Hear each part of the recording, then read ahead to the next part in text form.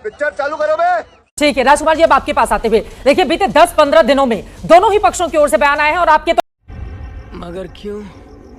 अभी सुधांशु जी को मैं सुन रहा था, छोटे से बच्चे होली खेलने वालों के बीच से निकल के जाते हैं, लोग रुक जाते हैं, रंग ना पड़ जाए, ये एक दूसरे का सम्मान करना, इसमें कोई हार नहीं है किसी पक्ष की। सुधांशु जी जैसे व्यक्ति से ये मैं उम्मीद नहीं कर रहा कि ये कहेंगे कि हम ही क्यों सहन करें, दूसरे सहन क्यों नहीं करें, इसी से तो विवाद बढ़ता है। कहाँ बोला जब हम क्यों सहन करें? मैंने कहा दोनों लोग संयम करें। हाँ, दोनों तरफ ही करें, हम ही संयम क्यों करें, यही तो कहा उन्होंने। ये जो सोच बढ़ाई जा रही है, ये सोच धीरे धीरे बढ़ाई जा रही है। और चित्रा जी, आपने जो भूमिका बनाई, मैं 100% सहमत हूँ कि दोनों तरफ, हर तरफ कट्टर लोग हैं। मेरी पार्टी में भी कुछ खराब लोग होंगे, मैं बिल्कुल ये नहीं कहता कि मेरी पार्टी पूरी तरह एक एक आदमी सब ठीक है, साफ है। कुछ खराब लोग होते हैं, वो गलत बोल देते हैं, उससे विवाद बढ़ता है। ये ज्यादा अच्छा जब तब होगा जब हम अपनी पार्टी के कट्टर तत्वों को रोकें। भारतीय जनता पार्टी वाले अपने you are right bro. Akhilesh ji तो आगे औरंगजेब वाले बयान पर उनका समर्थन करने के लिए उनका ट्वीट देख लीजिए। यही तो इसी समस्या वजह से बढ़ता हुआ चला गया ना मामला। अगर जो बातें आप कह रहे हैं, अगर यही अखिलेश जी की ओर से कही जाती तो फिर मामला वहां पर थम जाता, लेकिन उनकी ओर से कह दिया गया कि हमारे नेता तो बहुत अच्छे हैं, और जिस तरह का उनकी ओर से ट्वीट किया गया, इसी के बाद तो इस पक्ष वाले भी उतर आए मैदान में, फिर दोनों किसी से कमतर दिखना नहीं चाहते हैं। इस बात का जवाब दूंगा, लेकिन पहले मैं एक बात कह दूं कि अभी मैं तुम्हें भड़वा कहता हूं, दलाल कहता हूं, और बताओ जो विवाद ये होली को लेकर चल रहा है। देखिए, शुरुआत तो ही संभल से। एक सीओ ने बहुत ही आपत्तिजनक बयान दिया कि नमाज क्यों नहीं रुक सकती, अपने घरों में पढ़ो, बाहर निकलोगे तो रंग पड़ेगा, और रंग इतनी खराब चीज है, अगर इतनी खराब चीज जिस हिस्से पे पड़ जा, शरीर का वो हिस्सा काट दो। इस तरह का आपत्तिजनक बयान, और ज्यादा दुर्भाग्यजनक ये है, अगर उसे यहीं टोक दिया जाता, उसके खिलाफ कार्रवाई की जाती तो विवाद नहीं बढ़ता। लौड़ा का सरकार है। हमारे मुख्यमंत्री ने उसका समर्थन कर दिया, फिर इनकी एक विधायक कहती है और आगे बढ़ गए। समर्थन किया मुख्यमंत्री ने, इसी तरह का बयान दिया था 2018 में भी। एक मंच से बड़ा बयान मुख्यमंत्री की ओर से दिया गया था 72 जुमा और एक होली को लेकर। उसी बात को आगे बढ़ाया था सीओ अनुज चौधरी ने बयान दिया, आप उसे गलत मानती हैं? नहीं मानती? गलत है बयान। वो एक तो मैं भी यही कह रहा हूँ। बड़े खतरनाक लोग हैं। अगर मुख्यमंत्री ये कह देते कि नहीं, अधिकारियों को इस तरह के भड़काऊ बयान नहीं देने चाहिए, विवाद खत्म हो जाता। मुख्यमंत्री उसका समर्थन कर रहे हैं, फिर इनकी एक विधायक कहती है अस्पतालों में मुसलमानों के लिए अलग वार्ड बनाए जाएं, फिर इनका एक और वो कह रहे हैं कि तिरपाल का बुर्का पहन के निकलें बाहर।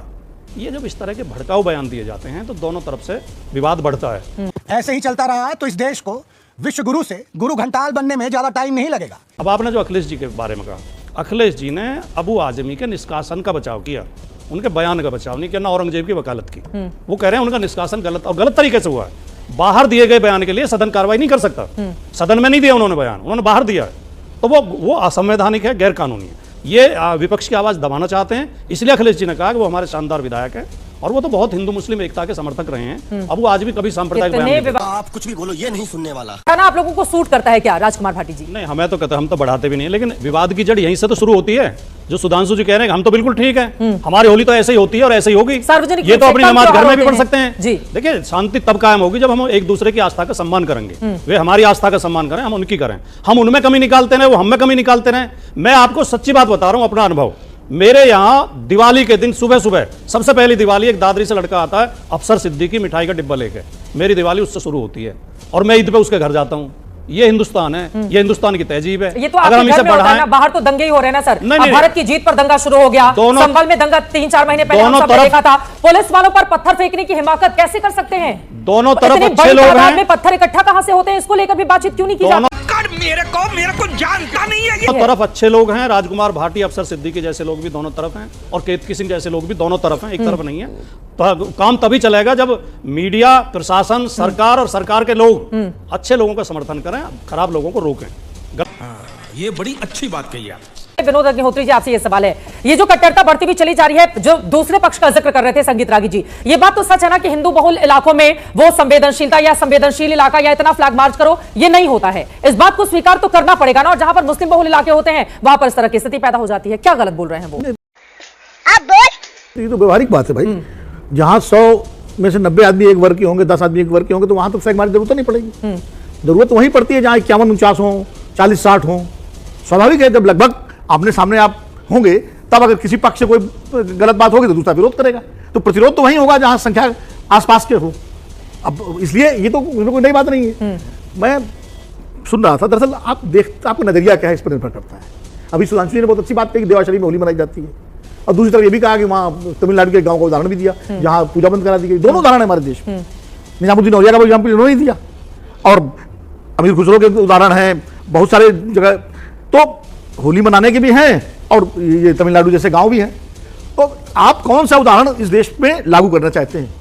तो उदाहरण तो वो जो तमिलनाडु वाला है, मद्रास हाईकोर्ट ने हस्तक्षेप किया, मामला ठीक हो गया। या वहां की सरकार को ध्यान देना चाहिए था, तमिलनाडु की सरकार, जिसकी भी सरकार हो। तमिलनाडु में तो एक अलग ही पॉलिटिक्स चल रही है ना, वो तो मतलब पता नहीं वहां की सरकार दिल्ली को लेकर, भाषण को लेकर हमने किस तरह का विवाद। एक बार उनकी बात हो जाए, उसके बाद बोलेगा। ठीक है संगीत जी, आगे एक बार उनकी बात हो जाए। तो सवाल यह है कि आप तमिलनाडु वाला उदाहरण इस देश के सामने रखना चाहते हैं या देवाश्री वाला उदाहरण रखना चाहते हैं? इस पर होगा। अरे बाप रे, ये तो धोती खोल रहा है। दूसरी बात यह है कि औरंगजेब का जो मुद्दा है, औरंगजेब के बारे में इतिहास में सब लिखा हुआ है कि क्रूर था, अत्याचारी था, अपने भाइयों को मारा, अपने पिता को जेल में डाला। ये कोई नई बात छिपी है नहीं। अब अबू आदमी ने तारीफ कर दी, अबू आदमी का एजेंडा रहा होगा, लेकिन अब उसको इतना बड़ा मुद्दा बना लो कि पूरे देश में राजनीति होने लगे। बिहार में चूंकि चुनाव है, राजनीति उसको आदर्श बनाने की, नायक बनाने की कोशिश की जाएगी तो होगी ना राजनीति। एक खलनायक को नायक क्यों बनाना? जी, इस देश में रावण के भी मंदिर हैं, ग्रेटर नोएडा में ही है। तो जिसको मानना हो माने, इसको ना माने ना माने। भाई अब औरंगजेब को मेजॉरिटी हिंदुस्तान का औरंगजेब को नायक नहीं मानता, खलनायक मानता है, दुष्ट मानता है, अत्याचारी मानता है। इसमें कौन सी वो बात हो गई? लेकिन चूंकि वो मुद्दा बनाना है, औरंगजेब तो इनकी मददगार है इनका। अरे संभाजी पर फिल्म आई और जली ना, तेरी भी जली ना। संभाजी पे फिल्म से पता लगा लोगों को, तो शिवाजी सामंत के उपन्यास बड़ी तादाद में तो संभाजी को पढ़ाया गया। अरे भाई जाना जा रहा है, फिल्म वालों को कभी हिस्ट्री में नहीं पढ़ाया गया। फिल्म वालों को कहां पता लगा? उन्होंने हिस्ट्री से रिसर्च की होगी, इसलिए कि जब आप हिस्ट्री में रिसर्च करेंगे तब पता लगेगा। रिसर्च भाई इतिहास, मगर हर बच्चे को औरंगजेब का पूरे खानदान का नाम पता है। खानदान नाम इसलिए पता है कि उससे खानदान का नाम आप भी ले गए और दूसरे भी ले गए सब जगह। तू समझा? हाँ। नहीं, तू समझा नहीं। अच्छा, दूसरा, अगर आप बात करते हैं, मैं तुलना नहीं कर रहा हूं, लेकिन ये काम तो अजातशत्रु ने अपने पिता को कैद कर लिया था, बिंबिसार को। अशोक ने अपने भाइयों को मारा था, चंड अशोक इसीलिए कहलाता था वो। कहलाता नहीं कहलाता, लेकिन बाद में बौद्ध हो गया, उसने कलिंग में जाके उसने हमला किया, कलिंग में उसने कत्लेआम किया, बाद में बौद्ध हो गया और उसने जो है वो प्रियदर्शी अशोक हो गया, धम्माशोक हो गया। तो इतिहास में अनेक उदाहरण ऐसे भरे हुए हैं। तो ये दोहरे मानदंड नहीं चलेंगे ना। आपको क्लियर रूप से, आप सत्ता में हैं पिछले 11 साल से, आपके पास इस देश का बहुमत है, सबका विश्वास, सबका साथ, सबका विकास नारा है हमारे प्रधानमंत्री जी का। तो ऐसे में यह बात सही है कि जिनको रंग से परहेज हो, वो कट्टर मौलाना इस देश की फिजा को खराब कर रहे हैं, क्योंकि इस देश में होली सब मिलजुल के खेलते रहे, हम सब खेलते रहे। हमारे बचपन में भी हमारे तमाम मुस्लिम दोस्त होली खेलते थे, कभी कोई दिक्कत नहीं होती थी। ये बड़ी अच्छी बात कही आप। अब जिनको दिक्कत, भाई दोनों बातें होनी चाहिए।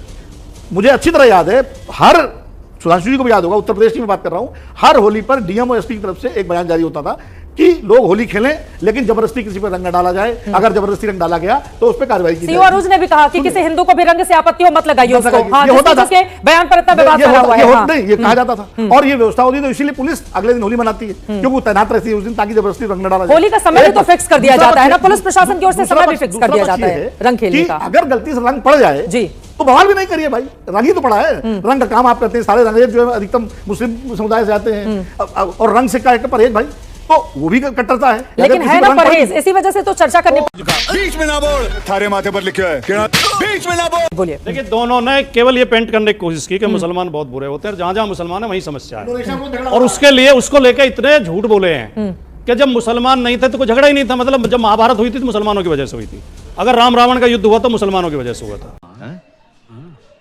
अच्छा बात नहीं है। अगर गॉडसे ने गांधी जी की, देश के राष्ट्रपिता की हत्या की, वो धर्म युद्ध की बात करें, धर्म को लेकर लड़ाई, वो यही तो कह रहे हैं कि मुसलमान से पहले कोई लड़ाई हुई नहीं। फिर ये किसी ने दूसरी बात, आप बीच में क्यों बोल रहे हो? हम तो नहीं बोले आपके बीच में। ठीक है। दूसरी बात, उन्होंने कहा, सुधांशु जी ने कहा कि सारा आतंकवाद वही है जहां मुसलमान। कश्मीर का उदाहरण, इसका उदाहरण, तो ये नक्सलवाद किस वजह से? देखिए सर, अभी हम कुछ नहीं बता सकते हैं आपको, हम डिस्कशन में अभी हैं। जो नक्सलवाद, वो आतंकवाद है या नहीं है? सर धर्म के आधार पर अब नहीं यही है, समस्या दोनों के बीच में अंतर आपकी है। यही तो समस्या, आप सुनना नहीं चाहते, सुनना नहीं चाहते, बस आप ये दिक्कत है। मिसइंटरप्रेट कर रहे हैं सर। और आप वायलेंस के कई तरीके होते हैं। वायलेंस कॉलेज में पढ़ाते हैं, गजब बेइज्जती है। कॉलेज में पढ़ाने वाला आदमी इतना उतावला, इतना अधीर। ठीक है, कोई नहीं, बोलिए। मैं केवल कहना ये चाहता हूँ, जितने कारण आपने गिनवाए हैं मुसलमान को खराब बताने के लिए, उतने कारण मुसलमान भी गिनवा सकते हैं। समस्या यही पैदा होती है, मत करिए ऐसा। मौका मुझे क्रेडिट नहीं चाहिए। और न मैं सत्ता पक्ष का हूं, मैं अपनी बात रख रहा हूं। वो हो सकता है सुधांशु जी के पक्ष में वो बातें चुभ रही थी, इसी वजह से मैंने आपको मतलब विपक्ष का मतलब अच्छी बात है, यही तो हमारा लोकतंत्र है। हमारे आपने अंबेडकर साहब का तो कोट किया है, एलियनेशन ऑफ कास्ट भी आपने कोट किया है, पढ़ा है? क्या कहा है उसमें? उन्होंने ये भी कहा क्या कहा? इस देश में कास्ट सिस्टम ने किस तरह से पूरे हायरार्की को चेंज किया, किस तरह यहाँ के दलित और कुचले नीचे वर्ग के लोगों के साथ क्या अत्याचार हुआ। कोट क्या? एलियनेशन ऑफ कास्ट है, पढ़ लीजिए ना, पढ़िए, पढ़िए नहीं है। पढ़ाई लिखाई में ध्यान लगाओ, IAS बनो।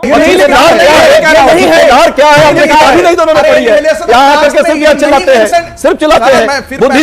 बुद्धिज्म क्यों उन्होंने अपना लिया, क्यों अपनाया बुद्धिज्म अंतिम में? अब वो भी कांग्रेस के कारण लिखा हुआ है, वो भी कांग्रेस के कारण। रुके ना, इसका जवाब दे दीजिए, क्यों बुद्धिज्म अपनाया उन्होंने? इसी बाबा साहब की बात करते हैं ना, बाबा साहब के सिद्धांत और जो संविधान उन्होंने बनाया है, ये उसका एक भी उदाहरण आप पेश कीजिए जो इस देश के समन्वित संस्कृति को, इस देश के सद्भाव को, इस देश की सहिष्णुता को, इस देश के प्रेम को आगे बढ़ाए। ये बाबा साहब अंबेडकर का ही सोच है जो इस देश आगे चले। आप लोग तो रोज खंड खंड तोड़ने में लगे हुए हैं।